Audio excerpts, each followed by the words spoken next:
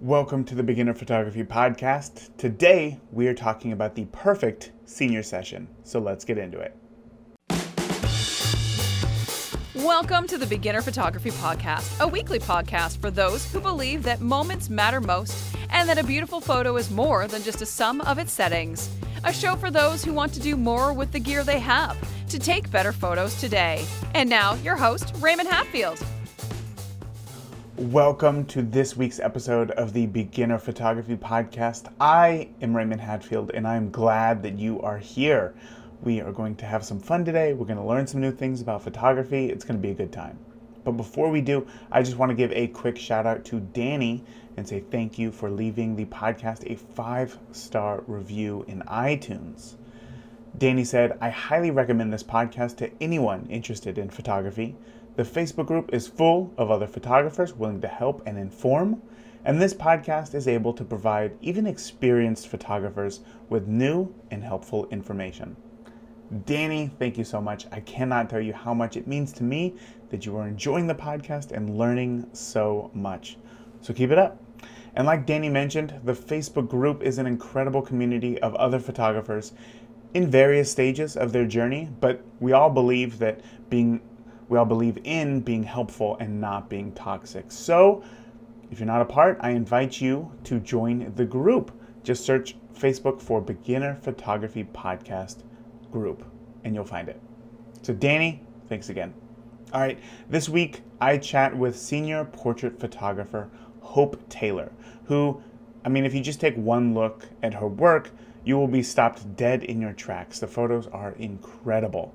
Today we talk about posing and lighting and making your senior feel confident during their session. And as always, I save a portion of the interview where we talk about business and making money with your camera just for premium members.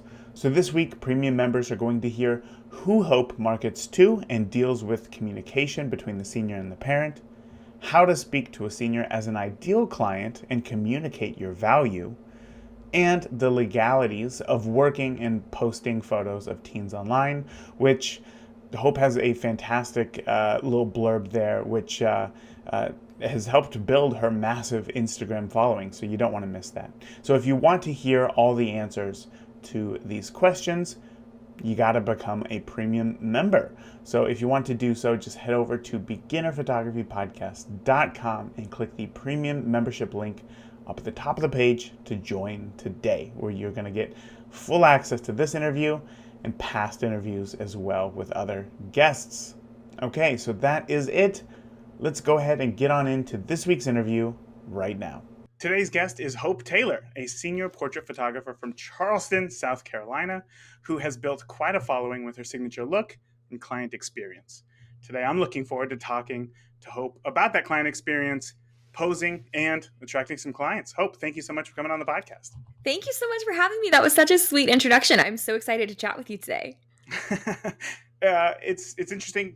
Very recently, I realized this is now episode we're now into the 180s, I believe, and I've never interviewed somebody who specializes in senior photography, and yet so many members of the Beginner Photography Podcast Facebook group shoot seniors. I kind of felt like I owed them to have somebody like you with your experience come on and talk to us about this world that I don't know anything about. So before we get into that, before we talk about seniors, outside of the US, as I'm sure you know, senior photos aren't really like a very common thing. So for those who are listening, on maybe the other side of the pond or in other parts of the world, can you give a description of what senior photography is? Absolutely. Well, first of all, I'm so excited to be the person to talk about senior photography. Obviously, I absolutely love it. It's been a huge part of my business since the very beginning. So senior portraits are essentially a high school senior wanting to capture memories of their senior year. So for me, I do about a 2-hour-long senior experience where we're just capturing photos of them. They get to choose their outfits, and it's essentially to capture their personality, their style, and kind of the memories of that season. Some senior photographers do the traditional cap and gown, super formal photos. I'm not one that does those. I do more of a lifestyle senior experience versus those formal, stuffy cap and gown photos, which aren't necessarily bad, just not necessarily what I do. Interesting. Already we're getting into like your own personal style and how you see everything, Yeah. which is really exciting there. I've actually never had senior photos done. Like when I was in high school, I didn't have senior photos done. I went to a very, very small high school, and I really hated my whole high school experience. It was just one of those things, you know. So I didn't want Yes. any sort of photos to remember it by. But now that I'm older, I look back and think of high school and my friends that I had, and I do wish that I had those senior photos. So I love that you kind of tie in kind of how people are feeling and what it is that they like to do as a senior. That's super important stuff. Yes. Yes. Well, and see, I'm the same way. I didn't love my senior experience either. I actually was not a fan of high school as a whole. Mhm. So I think the reason I love senior portraits so much is it takes girls and guys too that are maybe not having the best senior experience or maybe not having the most like self-confidence or feeling the best about themselves and hopefully makes them feel really beautiful and confident for a while at their session. So I think it's interesting you said that because I come from the same background of not loving high school, but I think that's actually what makes me love capturing that season. So it's kind of crazy how it comes full circle. That is crazy. That is crazy. So I know reading about more about you online and doing my research to find out who you are. Your website has a lot of information about you and kind of how you got started in photography. And I think that it's kind of I guess I would say untraditional. So since you started in high school, is that right? Yes. Hmm. Yeah. So can you go ahead and give the listeners like the backstory of how you got started in photography and where it took you? Yeah, absolutely. So I will give the nutshell version, but ask me to expand on anything you want me to. So I began doing photography just as a fun side hobby when I was a sophomore in high school. So I would have been 16. And I took a photojournalism class just as an elective. I had to take an elective, and I was like, this one sounds fun. And I also wanted a nice camera, but my family, my dad was military at the time. We did not have the extra finances to buy me a DSLR camera for no reason. But they didn't know that it was a prerequisite for the class to have a DSLR camera. And so I signed up. Surprise. I know, surprise. So I signed up for the class and kind of like finagled my way into like having them help me buy a DSLR. So they bought me a super cheap used, eBay Canon T2i or whatever it was, T3i maybe. And I took that class and I enjoyed it, but it kind of stopped there. I didn't really think anything else of it. As I went into my junior year, so I'm 17 at this point, I was working a part-time job at a retail store. I don't know if any of girls listening remember Limited 2 turning into Justice. That's where I worked, just like the little girls' clothing store. And it was fun, but they had a lot of rules about like being under 18. You could only work 4-hour shifts. So it was very minimal how much I was able to make. And it just felt like it was draining me. And my camera had been sitting on the shelf for, months at this point. And so my family members were like, why don't you just take it out just so you have a fun hobby and something to do to, enjoy outside of this job that you're not loving. And so I did, and I did pictures for a friend, and their mom tipped me $50 on their way out. And I went from making like Score. 7.25. I know, right? It was like 7.25 an hour to $50 an hour. I was like, I'm rolling in it. Like this is like my life is made. And I think that was the first time I realized like, oh, this could be lucrative. This could be a job. Nobody had ever kind of put that thought in my mind that a creative passion or hobby can turn into a career. And so that was kind of the first time that light bulb went off for me. So from that moment on, I started hustling my booty off. I worked really, really hard my junior and senior year to build a business that was making me a decent income. And so I during my senior year applied to 7 or 8 different universities. And I was determined that I was going to go for a business degree, but I was going to continue doing photography on the side. And as my business grew and I got closer and closer to going to school, I committed to the school that was closest to my house, but it was still about an 8-hour round trip from home driving. And so, long story short, I ended up revoking my admission a month before I was supposed to leave to go full time.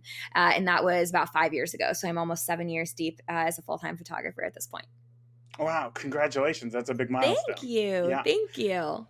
I kind of want to expand a little bit more there. I love the nutshell Yeah. version. That was a great overview. But I find a lot of times when I speak with other photographers, I'm like, how'd you get your start? And they're like, well, one day I picked up a camera, yada, yada, yada. Now here I am as a professional photographer. And there's a lot in that yada, yada, yada. So Totally. between that time when your family was like, why don't you pick up the camera again and like use it as a hobby? And you got that first gig, you made that $50. So between that $50 and when you decided, I'm not going to go to college, I'm going to pursue photography full time. Yeah. What was that experience like?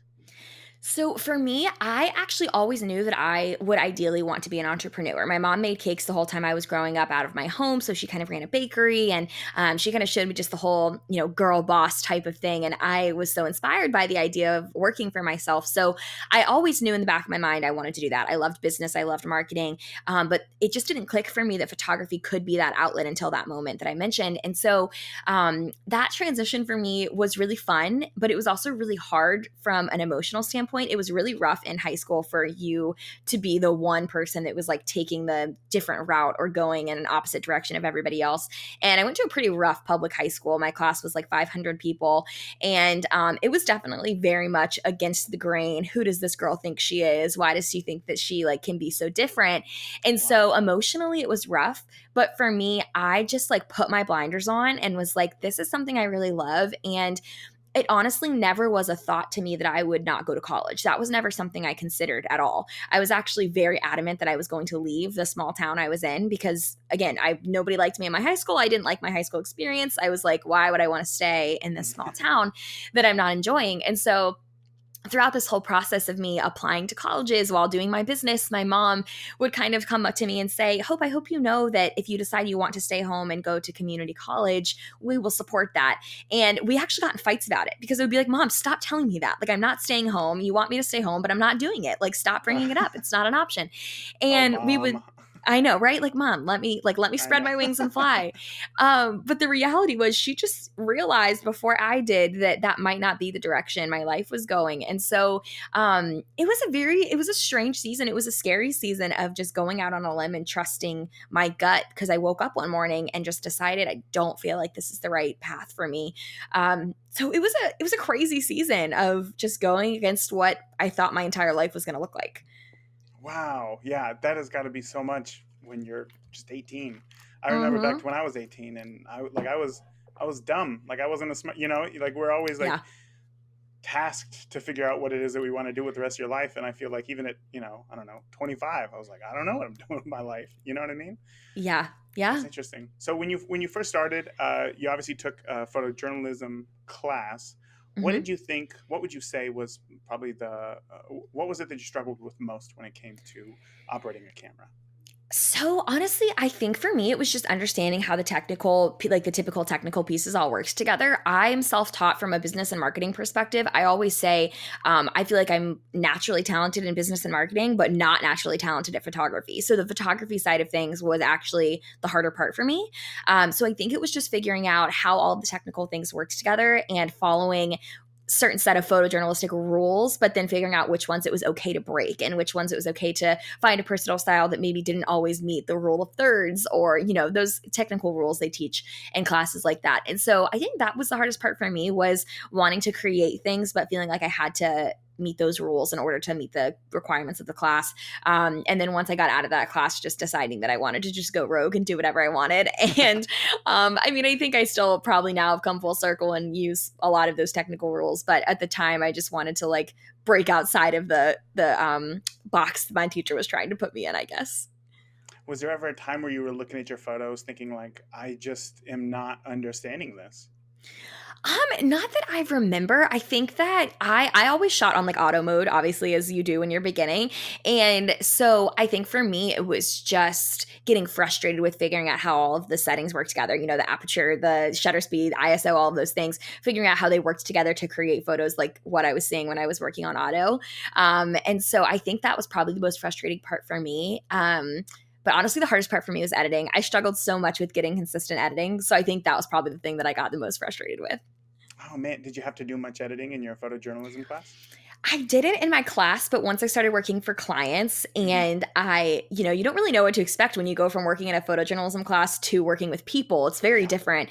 And because in photojournalism, we're taking pictures of like, landscapes and still things. And so going to working with people who are like, hi, can you Photoshop 20 pounds off of me? Can you make my skin smoother and my teeth whiter? It's very overwhelming to go from not thinking you have to do much editing to all of these crazy requests. And so that was a struggle for me.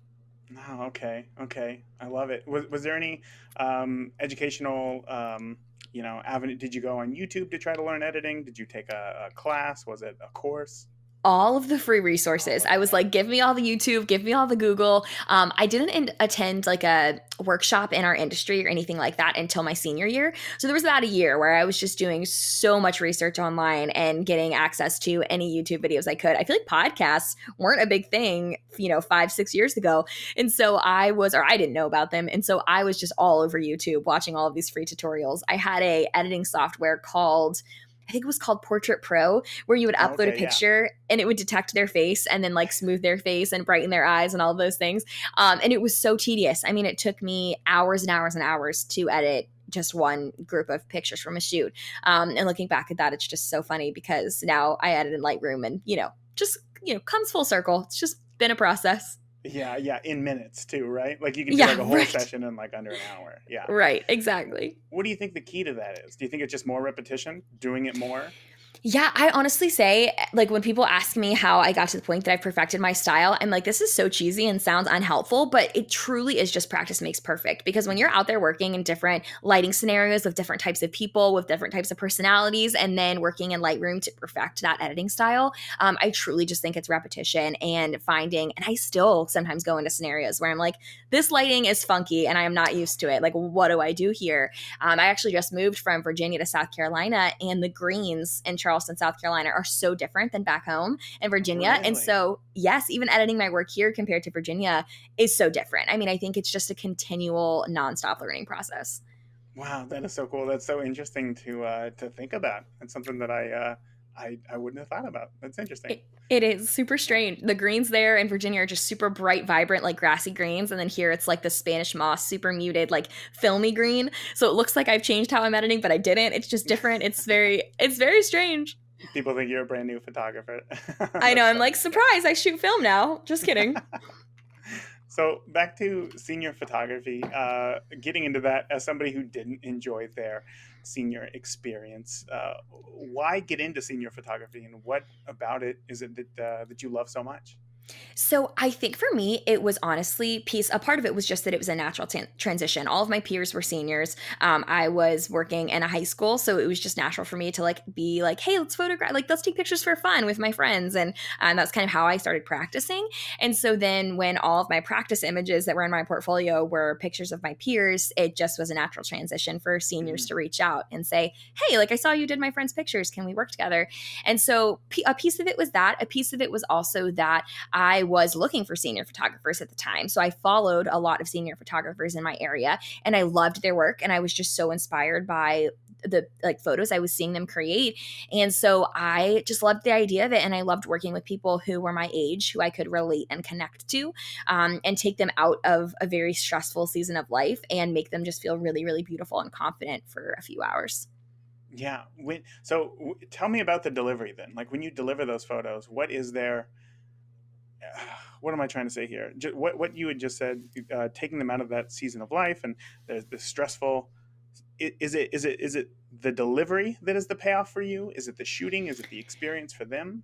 I think it's just working with them in person and just asking them about like, hey, what are your college plans? What are you excited about? What do you want to study? Why do you want to study that? And just like telling them how beautiful they are in front of my camera, showing them back of the camera pictures and them getting so excited. I think it's just seeing their face light up and their confidence kind of slowly increase while I'm actually working with them in person. The delivery of the images is always fun to just hear their feedback. But I think for me, the part that I love is just working with them and getting to hang out with them and get to know them and make them feel seen and heard and loved for a little bit. Yeah, being genuinely, I don't know why that was so hard to get out, curious about the people in front of your camera. I get it. Yeah, so totally. one thing I remember from being a teenager is that I was very self-conscious, of the way that I looked. Mm-hmm. And I know that that's very typical of teenagers, just being that self-conscious. So posing can be, extra important when it comes to seniors. Yeah. What are some posing basics that you have for when it comes to working with seniors? Oh, yeah. So one of the things that I actually do before I ever meet with my seniors on their shooting day is I send them a questionnaire, which I actually have a free copy of for your listeners. But I send them that questionnaire. And one of the most important questions I ask on that is, what is your favorite feature about yourself and your least favorite feature about yourself? And I pay really close attention to the answer to that question because some girls really, really love I don't know, their nose. And some girls really are self-conscious about their body, whereas some girls love their body but are super self-conscious about the fact that their face is round. And it's really random things that I would not know looking at them, obviously, because I think they're beautiful, but it's things that they will see in every single photo if I don't take the time to make sure that I'm being cognizant of that. And so that's the biggest thing I always tell my senior photographers before the shoot ever starts. If you can get that information from your client and just be super hyper aware of that at your session, it's going to help them to love their photos for each individual, because each individual is going to be different. Obviously, we all want to look skinny and beautiful, but it's going to be a little bit different for everyone. When it comes to posing basics, a couple of things that I think are super helpful when it comes to seniors is that anytime I have a client put their hand on their hip, instead of just telling them to put their hand on their natural hip where they would naturally place it, which is a little bit lower than the smallest part of their waist, I have them bring their hand up a little higher than they naturally would to cinch in the actual smallest part of their waist. And I've done that with every single one of my clients for forever. And they almost always comment on that. Like, oh my gosh, I didn't realize that when I put my hand on my hip, I was putting it on the widest part of my waist and not the smallest part. So that's a huge tip that I use with seniors all the time. I also am always shooting from slightly above, which I feel like is kind of a common tip. But I'm always either tippy-toeing or standing on a curb or having my client sit or kneel so that I can shoot from an angle slightly above them, so that I can focus on their eyes and have their body be a little bit smaller, a little bit slimmer in the background. And then I also always shoot on a low aperture, which is an opposing tip, but does help to have their face be the focal point. I always want their face and their facial expression to be the focal point of their image. And so I'm shooting at a really low aperture between 2.0 and 2.2 to make sure that that's what's the focus of the image. I love it. What are some of the differences in posing? First of all, let me go back to that posing of the hip, putting your hand on the smallest part of the waist. That's something so like easy, that you wouldn't have even thought of it. That's wonderful. So thank you for sharing that. Of course. When it comes to posing, like the difference between guys and girls, right? What are some of the things that you focus on with either of them? Does that make sense? Oh, that makes total sense. So I don't photograph a ton of guys. I have probably photographed maybe 10 senior guys in my entire 7 years because I just have a very girly business and girly brand, and I just attract a lot of female senior clients. But when it comes to the guys, I actually do a couple things different. When it comes to posing specifically, that tip about shooting from above goes out the window because I don't want to shoot senior guys from above. I want to photograph them from head on because it helps their shoulders look a little broader, helps them look a little bit more masculine. And I'm also doing a lot of arms crossed. And when I have them cross their arms, I have them make a fist and put their fist under their arms. And that helps their arms look a little bit more like masculine and their biceps look bigger. So they like the way they look a lot better. And then just from an overall experience perspective, I actually offer a shorter 30-minute mini senior experience for my guys. And I don't advertise that anywhere, but I think that my senior guy clients would kill me if I let their mom book for 2 hours and like 4 outfit changes, because no senior guy wants that. That I've met. And so I always offer that like smaller senior package as kind of like a gift to them of like, hey, normally I don't offer this, but this is half the price and half the time, so that your son doesn't hate his life while he's getting his photos taken. And that's been super helpful in my business because then senior guys dread the session a little bit less. That is so funny. I can totally picture that too. But that kind of brings me into my next question. You kind of brought it up there, talking to the parents, talking to the seniors. With senior photography, I know with weddings, a bride will reach out to me.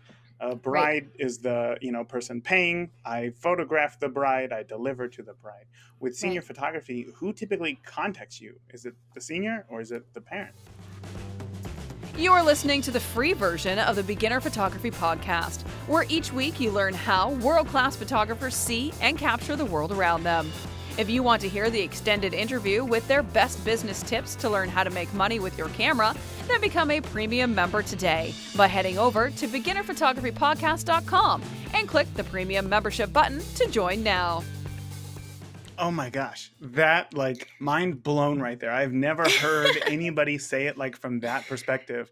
It always comes from a place of vulnerability on the artist side, like you were saying earlier. But that makes so much more sense to let them have that conversation, and that's going to change a lot of senior photographers who are listening, their lives right there, because that's one of the biggest things that comes up every time. What do I do if they don't tag me and stuff? I love that. Thank you for sharing that. when it comes to fall, let's talk about fall for a minute. Fall is Okay. always a very busy time Yes, it for is. photographers, especially Mm-hmm. portrait photographers, right? Do Mm-hmm. you find that most seniors also want fall photos? And if so, how do you manage your fall schedule? So this is a super interesting question for me right now because, like I mentioned, I'm moving markets from Virginia to South Carolina. And in Virginia, it was absolutely everybody and their mom wanted fall photos because obviously the leaves get beautiful at the exact right time because we're right on the East Coast, all the things. But I also in Virginia, people would sometimes want their photos in the summer beforehand because then they have their pictures before their senior year. So they were kind of getting their senior session done in the summer to kick off their senior year of like, oh, this is like the prerequisite of being a high school senior. So I'd say summer and fall were the busiest for me there. Here in Charleston, the leaves aren't changing until like right now. And so the fall is popular here because the temperatures are better, but it has nothing to do with the fall foliage, which is super interesting to me. So I can tell already that there's going to be a shift there. But fall in Virginia was definitely absolute insanity because my weddings and my portraits were both obviously at the same really high peak season. And so for me, I have a very strict boundary that I always maintain, whether I'm in the fall or any other season. And I only shoot 2 portrait sessions a week. I only photograph portraits on Tuesday and Thursday evenings. And I don't really change that ever. And so if I have an engagement session booked on a Thursday, I will only take 1 senior session that week on Tuesday. Done and done. That's it. And I won't like take any exceptions or additional bookings that week because I know for me that I just can't mentally handle that much editing and that much shooting and still maintain a social life. And I also know that when I'm in that place of I'm so overwhelmed, I'm so stressed, I'm not serving my other clients well. So the best way to just serve everybody well is to just have that hard boundary. And I do that throughout the entire year. So that means that my fall books up pretty quickly. It books up in advance because people are booking those dates and there's only a limited number to go around. But that boundary has just been so important for my mental sanity and for my like quality of my client experience. And so I think it's something that it's super, super important.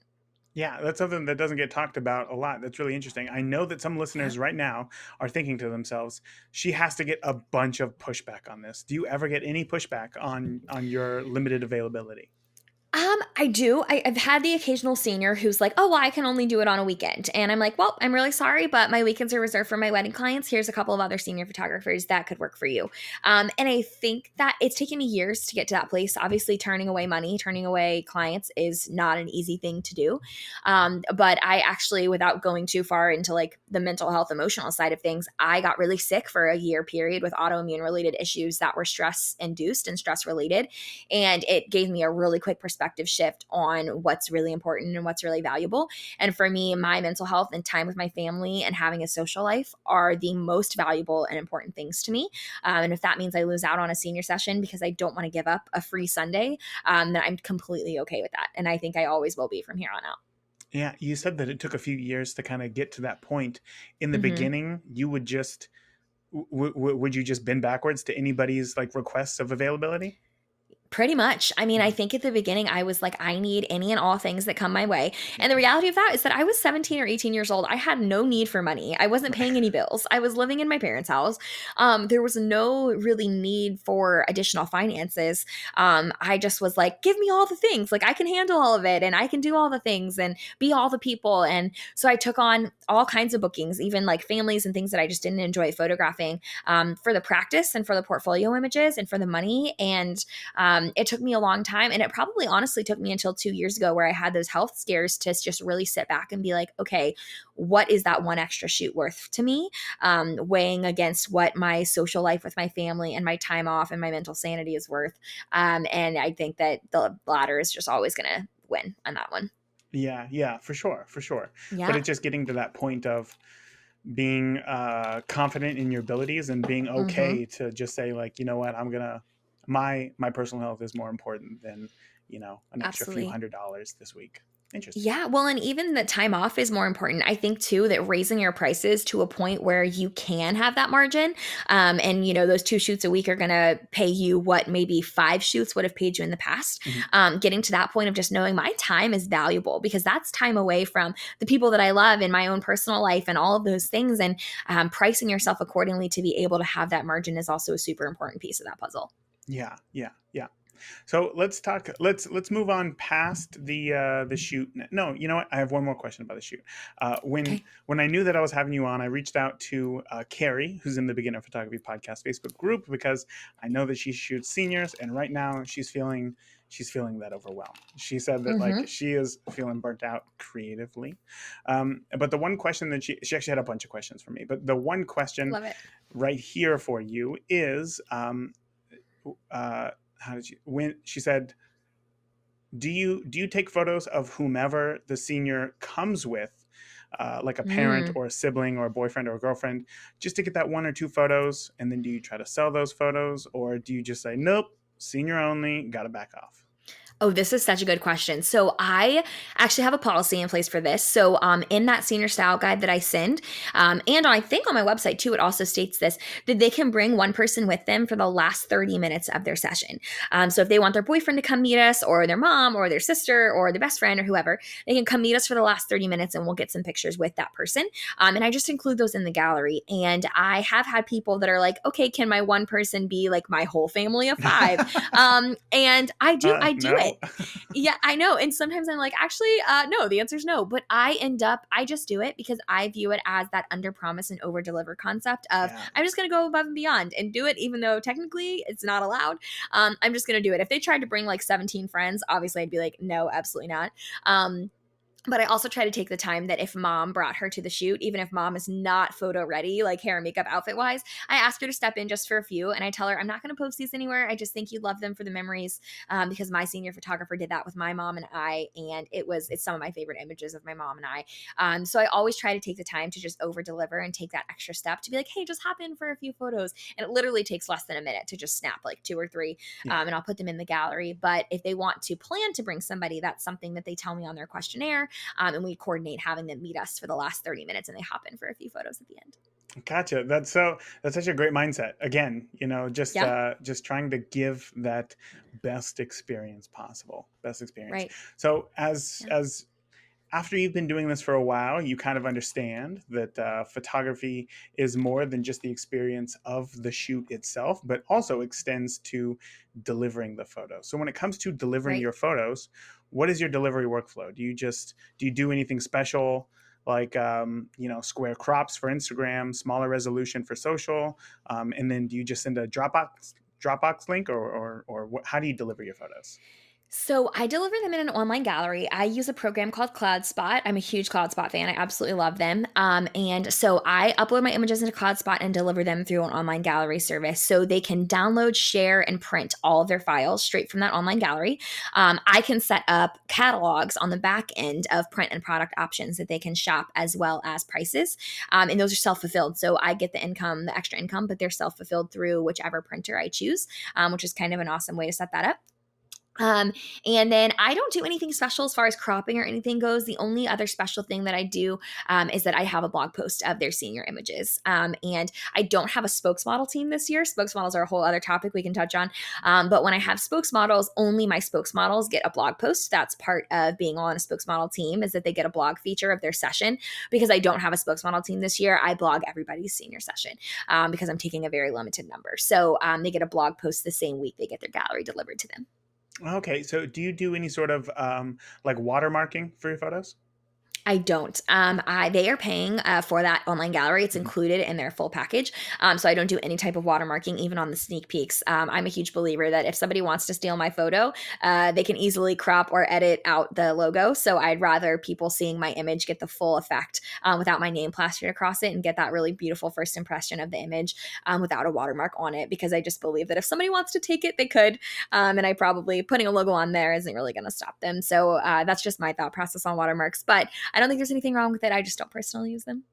I have the same view when it comes to watermarks, which is Yes. very uh, it can be a hard lesson to learn. When you first Right. got started, I think you said earlier that you did have a watermark on your photos, Yep. and when people Hmm. would post them, they would like crop them out and stuff like that. Yep. So what was it? Was there something about that you're like that made you change your view on watermarks? I don't remember a like specific moment where I changed my mind. Whenever I would watermark my pictures, I think there was like a very short period of a couple weeks where I put it actually on the photo. But then I started just putting it in the white border below the photo. And that was like super easy to crop out. I mean, there was kind of no point in it except like, hey, this person took this. And I just started to realize that as social media grew and trends changed, it was a much better impression on my followers and my potential clients to just see the image as it is without my name on it. And that was going to increase bookings if my images had a good first impression versus the first thing they seeing being like, oh, look who made this, not, oh, look how pretty it is. Right. Yeah. I had something to say there again about the watermarks, but I lost it. But I think that we pretty much covered everything there about watermarks. Yeah, I think so too. Let's talk about kind of last question here, kind of about your style of photography, because as I mentioned earlier, you do have a very distinct style. You know, you look at your photos and it is that joyous, that fun, that free, that very warm feeling to your photos that is fun. Makes me want to have a senior session, 13 years later, I suppose.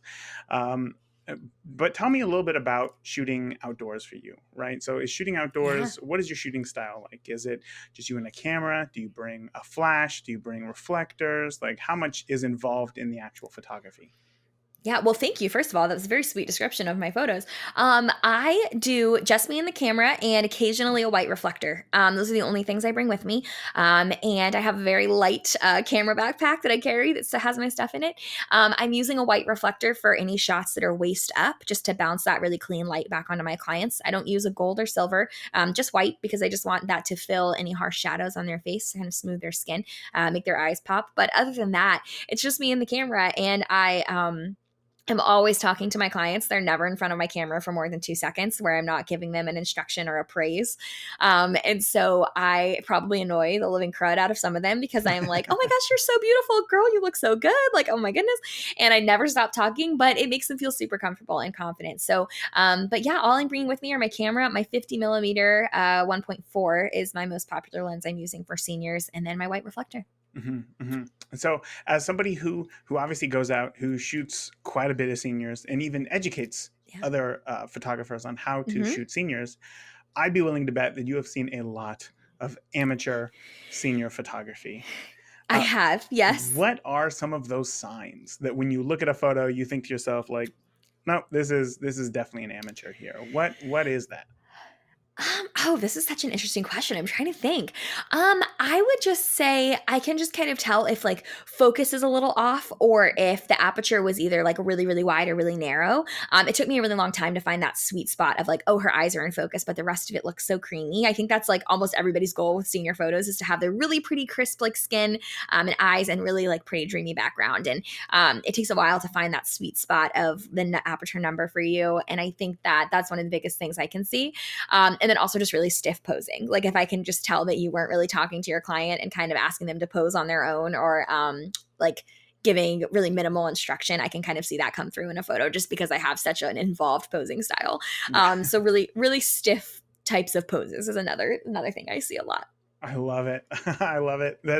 It's so weird how you can see those things, right? Like how you can, it's almost like you can see the interaction that they were having with somebody through a still photo. It's very strange to be a photographer. It's very cool. Very cool. It is. No, you're exactly right. Yeah. When it comes to, obviously you have had quite a few years of shooting now. We all didn't start off at this place to where we are like rock solid, good to go, show up any situation, confident that you can grab the photos that you need. Have you ever had an embarrassing moment on the job with a senior, Yes. that you'd be willing to share? Oh, absolutely. I've had quite a few.